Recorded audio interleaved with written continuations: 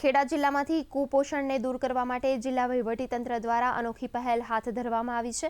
જિલ્લામાં કુપોષણની ચિંતાજનક સ્થિતિને ધ્યાનમાં લઈ અધિકારીઓ દ્વારા અનોખી પહેલ શરૂ કરવામાં આવી છે, જેમાં જિલ્લામાં 650 જેટલી દૂધ મંડળીઓમાં આશીર્વાદ પાત્ર મૂકવામાં આવશે, જેમાં જે દૂધ એકત્રિત થશે તે આંગણવાડીઓના વિદ્યાર્થીઓને આપવામાં આવશે।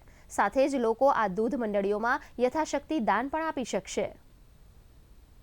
મારું આશીર્વાદ પાત્ર જે પવાલી છે ત્યાં રાખવામાં આવે છે અને સ્વેચ્છા મુજબ પશુપાલકો ત્યાં 10 ml 20 ml 50 ml કોઈને શ્રદ્ધા હોય તો 100 ml જેવું દૂધનો દાન કરે છે અને નિયમસર આ દૂધ આંગણવાડીમાં જે કુપોષણથી પીડાતા છોકરાઓ છે એમને પ્રાયોરિટીના ધોરણે વિતરિત કરવામાં આવે છે।